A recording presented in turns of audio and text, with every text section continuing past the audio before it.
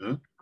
So, sinong may problema sa Visual Basic or Visual Studio? Wala naman. So, lahat kayo naka-download na. So, pwede kayong mag-type na lang para sumagot or pwede nyo gamitin yung mic nyo mismo para mabilis tayo. Yes, sir. Ano yan, Miss Jessica? Okay din sa'yo, Miss Jessica. Sige, tanayin ko na lang isa-isa. Sir, Mr. tapos na po. Ano yan, Miss Jessica? Na-download na po, sir. Okay naman, working naman na. Nagawa mo na ba yung quiz? Hindi, sir. Hindi pa. Sige, gawin nyo yun ha. Dalawa yun.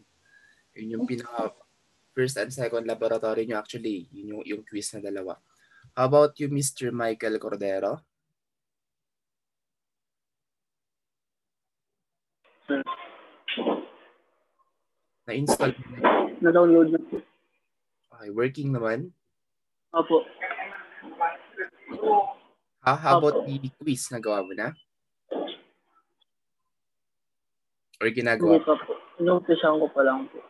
Okay, sige. Gawin nyo na. Ginagawa pa lang. Nag-umpisa pa lang ako sa pizza. So, meron kayong 4 meetings last week para aralin yung 3 hours and 40 minutes na in-upload ko. So, medyo mahaba-haba yun, pero saglit lang yun kapag nasundan nyo. Okay, how about Mr. Arsen Pacheco?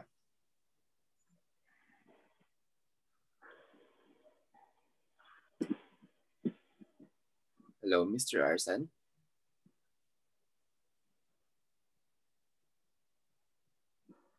Okay, sige, balikin natin siya mamaya. Baka karoon ng problema. How about you, Miss Pebby?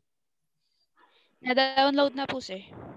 And naumpisan mo na rin yung quiz? Gawa na rin? Hindi pa po, sir. Hindi na talaga umpisan kapag walang deadline, no? So, may deadline na yon. Okay? Ang deadline nun is this week, Friday. Okay? So, you guys still have 4 days. Yeah, a total of 4 days to do the first and second quiz. Okay, so, yun lang naman so far yung pinaka-concern ko talaga kung meron bang nagkaroon ng problema. So, di ba, lahat kayo, yung 5, hindi ko alam sa 10 na meron pa dito sa group. So, I hope okay naman sila na-install din nila. So, yung next agenda natin is, sige, ipakita ko lang itong screen ko. Alright. So, kita nyo na ba yung nasa screen ko?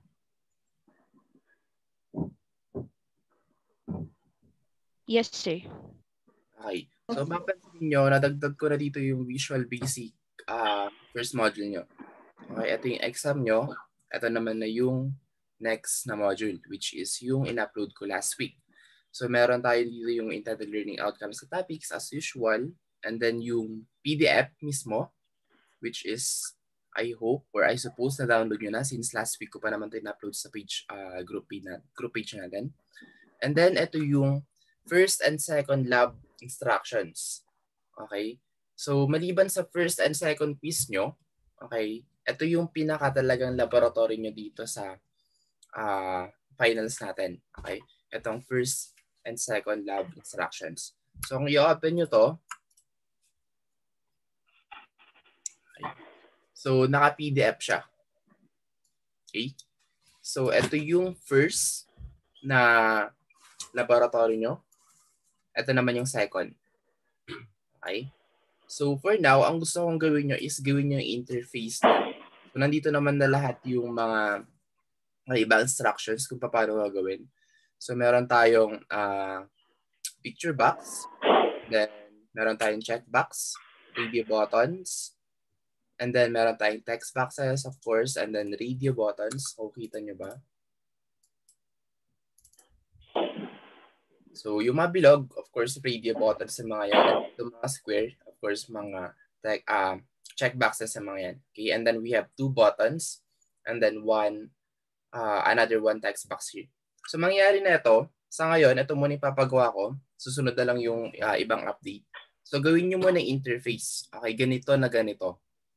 And then soon, bibigyan kayo ng parang mini program na ito. Okay? Kaparehas na ito wherein pwede nyong pagbisan yung code para matapos nyo tong program na to.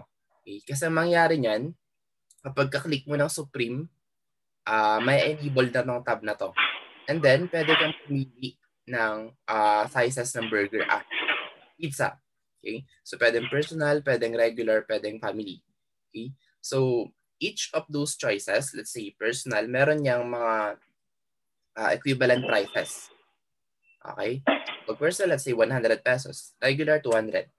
Family, 300 pesos. Okay? So, pag clinic yung regular, and then clinic ko yung compute total amount, magpapakita dito 200.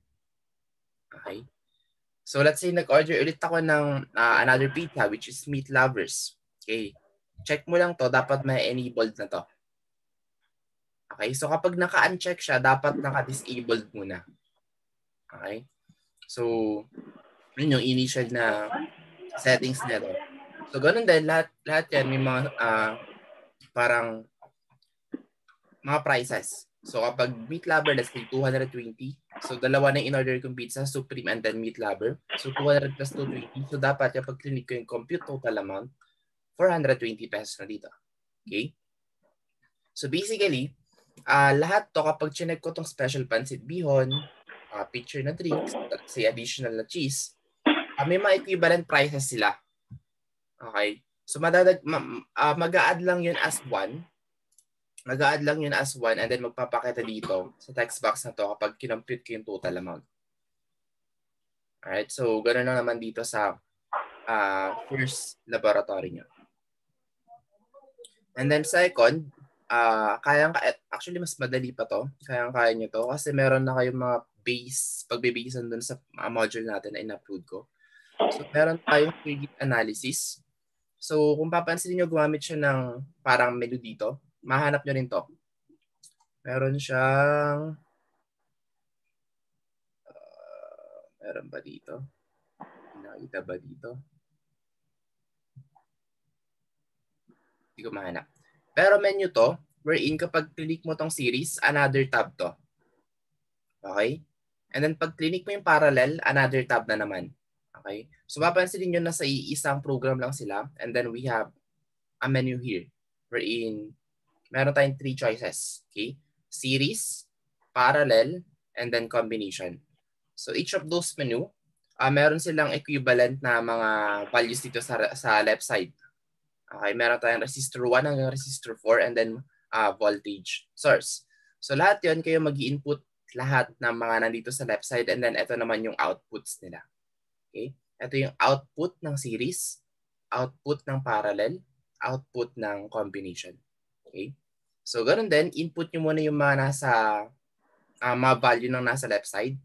And then kapag click ko yung compute, dapat magpapakita yung mga value ng each of tab in here. Let's see, kapag pumunta akong combination, dapat may mga value na dito. Kapag pumunta akong parallel, dapat may value na rin to dito. Okay, same with the series. So, ang pinaka-suggestion ko is gawin nyo muna yung series and then parallel. Okay, since meron na to doon sa module or doon sa PDF. Okay, and then, ito na yung aaralin nyo. Okay, so kailangan nyo alamin kung ano talaga yung pinaka-formula nito. Okay. So, ito yung susunod nyo. R1, R2, R3, and then R4. So, kung dito, nakaparallel lang silang ganyan. So, simple lang yan. Madali lang yung formula. Dito naman, meron tayong combination of parallel and then series. So, actually, madali lang din to. Saglit lang yan pag nalaman nyo na kung paano yung sequence. Okay. So, ganoon lang naman. And then we have another button which is clear. So, na-discuss ko rin to dun sa video na in-upload ko. Pag clinic ko tong clear, makiklear lang lahat ng text boxes. So, makiklear itong nasa input, makiklear din itong nasa output. Okay, and then terminate program. So, kung may mga nakapag-start na sa inyo, so me.close lang yung code niyan. Okay. So, yun lang naman for your first and second laboratory this finals. So, I hope matapos nyo itong dalawa na to within this week or next week. Okay. So any questions so far?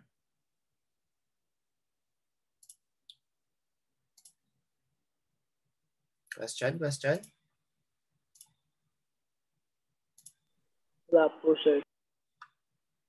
Alright, so for now, wala pa kayong question. Pero, so ignore na lang to, itong note na to. Since this one is for face-to-face.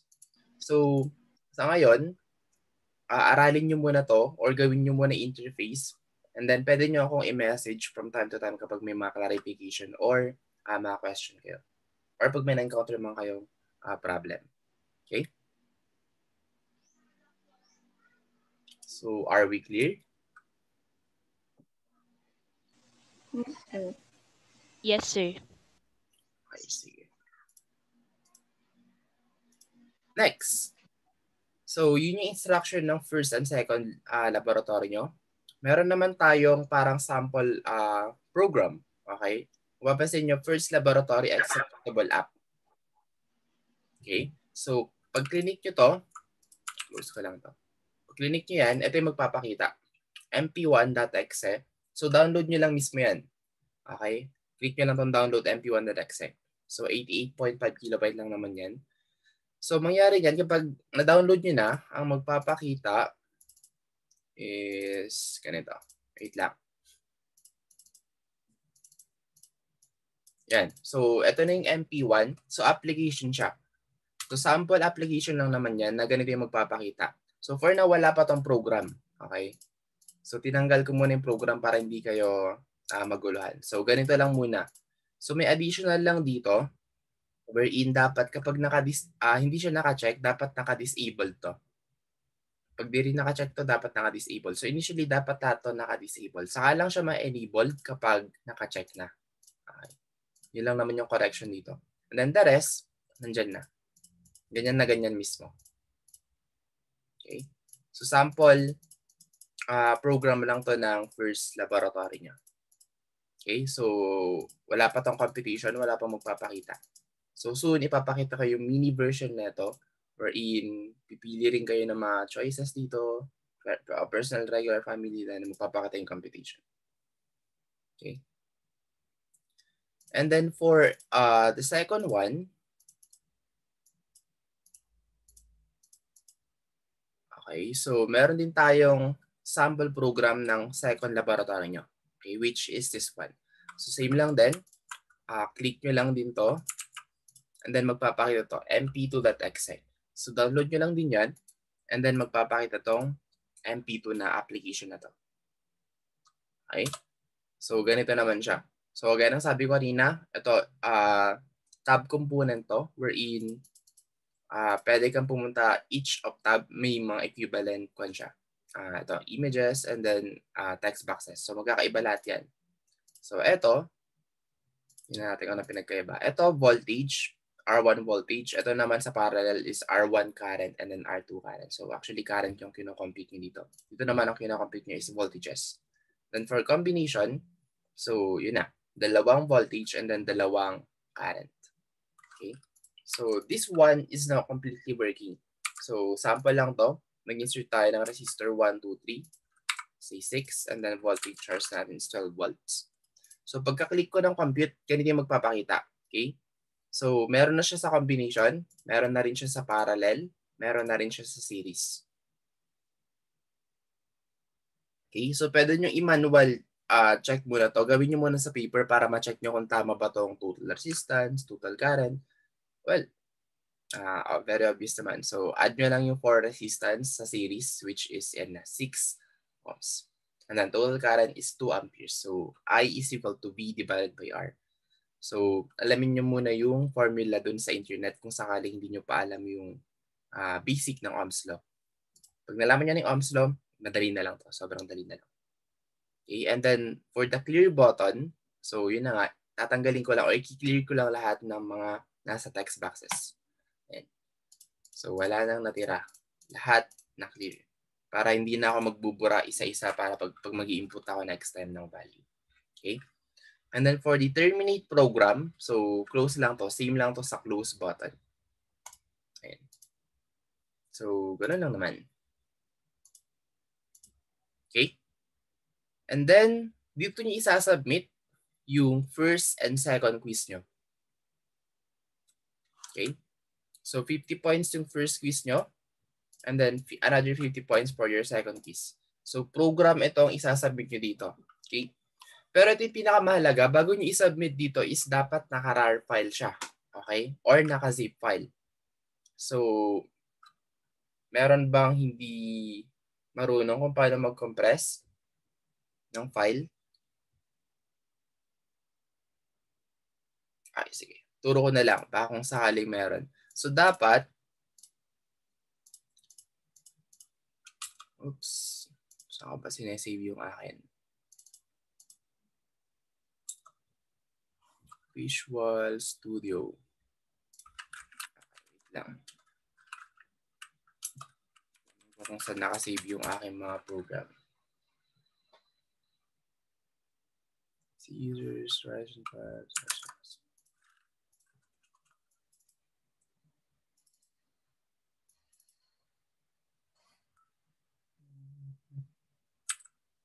repos.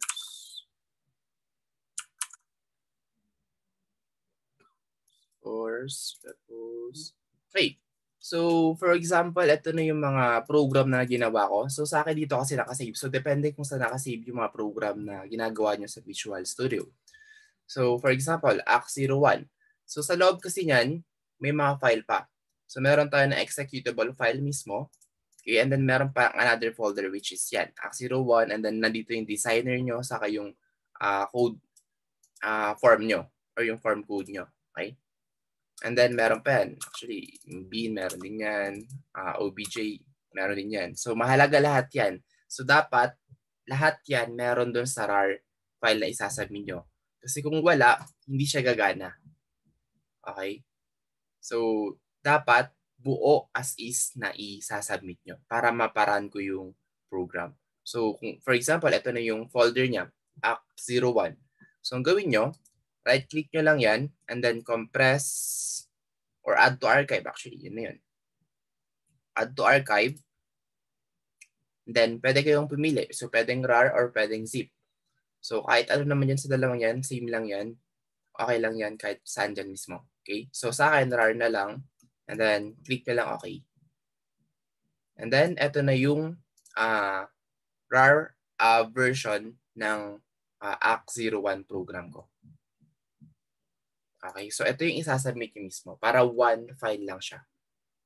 Okay? Kasi hindi nyo ito masasubmit kapag naka-folder type. So, dapat naka-RAR or naka-zip file type siya. Okay?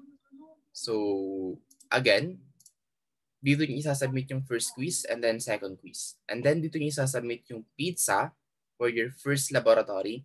And then, circuit analysis naman for your laboratory number 2. Okay? Na nandito rin sa instruction na to. Okay. So, magiging busy kayo. I hope matapos nyo to this week talaga kasi medyo mahaba-haba siya pero kayang-kaya yan. Okay? So, i-message nyo lang ako as soon as nagkaroon kayo ng problema or naka-encounter kayo ng mga, let's say, hindi familiar sa inyo. Okay? Bago nyo lang na-encounter. Yung wala dun sa video na na-record ko. Okay, so eto muna, etong apat na to, medyo madami-dami to pero makakaya niyo yan. So, ang deadline ng first and second quiz nyo is October 9, this Friday. And then for your Lab 1 and Lab 2, hanggang October 18 naman. Okay, so unahin nyo muna yung first and second quiz nyo. Kasi may deadline yan. Alright? So, yun lang naman. Saka na ako magdi-discuss ng... yes? Hindi naman po ma-open yung sa MP1. Hindi ma-open? Hindi po ma-open. Wait lang. So, dapat, ito siya, download nyo lang to. Try ko. And then, save nyo lang siya. Say, dito. So, downloads. So, ito na siya. Okay. And then click nyo lang and then run. Okay naman, sa akin, na-download ko naman. And then na-open ko din. Saan ka nagkaroon ng problema?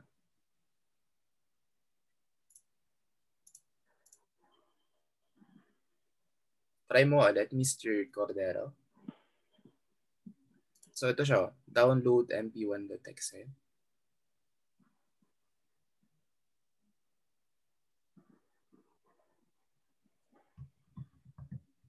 Submit lang po siya. Okay, sige. So how about the others? May mga problema po or gusto na kayong itanong ngayon pa lang para masolusyon na natin kagad-agad.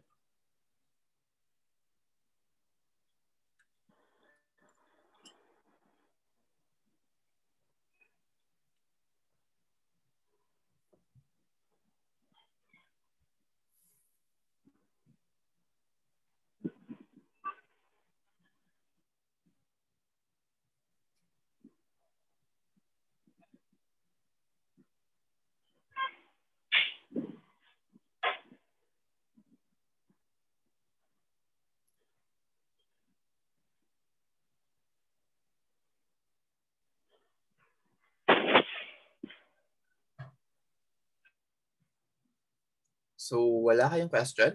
Miss Peppy, Miss Jessica, Mr. Gerald, and then Mr. Arsen or Miss Arsen ba to? Wala na, sir. Wala pa po sa ngayon, sir. Okay, napasa ngayon. Okay, so I hope Chat lang, sir. tanong kayo as soon as possible. Ibig sabihin nun, nag-uumpisa na kayo sa program nyo. Okay? Tataka ko, bakit walang nagtatanong? Sabi ko. So, sayang. Kasi last week kasi, hindi kami pwedeng mag-Zoom meeting. Okay? Hindi kami pwedeng mag-conduct ng Zoom meeting dahil nga sa issue ng Smart and PLDT. Okay lang yan. So, I hope naaral nyo yung module 1 ng buong buo. Doon naman, explain ko naman lahat. Kung sakaling may problema kayo, pwede nyo naman akong i-message kagad-agad. So, clear naman yung video. Naintindihan nyo naman. Kasi hindi ko na in-edit yun eh. One shot lang yun. Okay. So, dinira-diretso ko ng 3 hours and 45 minutes. Sinabot na ako ng 1:00 yata doon eh. So, meron bang naka-encounter ng hindi maintindihan sa part na to? Doon sa video na in-upload ko? Or hindi nyo pa napanood? Okay naman po, sir. Okay.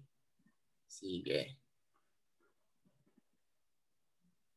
Si Mr. Arsen, hindi ko pa narinig sumagot. Mr. ba to or Miss? Mr. Arsen? Are you there? Or Miss Arsen? Sir, di pa po napanood. Wala ka dyan. Mister po. Mr. Sinasayang niyo yung 4 meetings natin last week, ha? So, kala nyo, free week yun. Hindi. Kailangan yung tapusin yung 3 hours and 45 minutes na in-upload ko. Mahaba-haba din yun. Yes, sir. After po nito. So, meron kayong 4 tasks. Sama po ba yun sa exam? Yung first, naman, itong first module, naman, pinaka-importante ito sa final exam nyo. So, meron kayong 4 tasks, ha? Ito, nandito. Talian nyo, medyo mahaba-haba yan. Wala pa kayo ng umpisan. Okay, how about, wala na. Okay, ano na ba? Wala pa rin nag-join. So, 5 lang talaga. Okay, so Mr. Michael, okay na? Or may problema pa rin?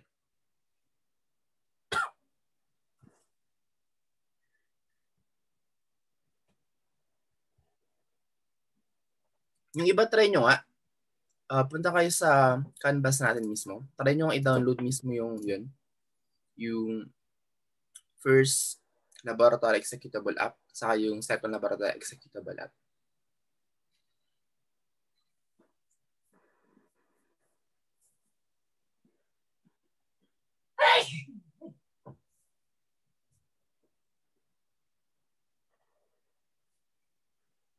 Kung merong bang problema.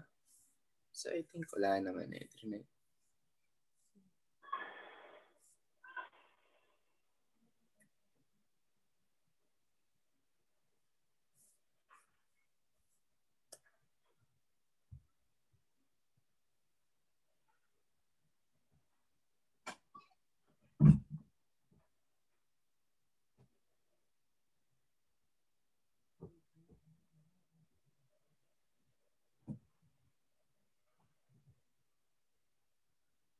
So, sino nagtatry sa inyo?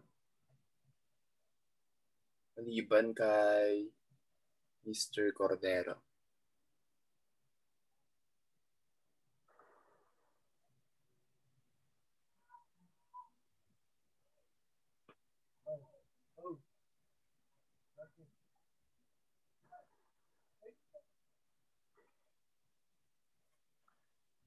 So, mo-open nyo lang itong executable file na to sa laptop nyo or desktop. Hindi nyo to ma-open sa cellphone mismo.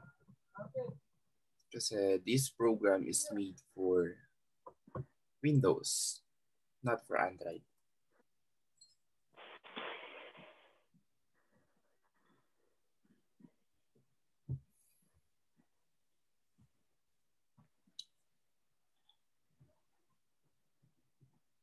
Okay na, sir.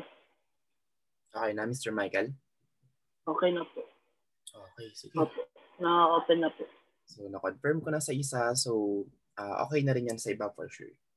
So, try nyo i-download and then yan. Para lang may, actually, PCs nyo lang naman yan sa ngayon eh. So, next time pa yung pinaka-program or pinaka-code nyo talaga.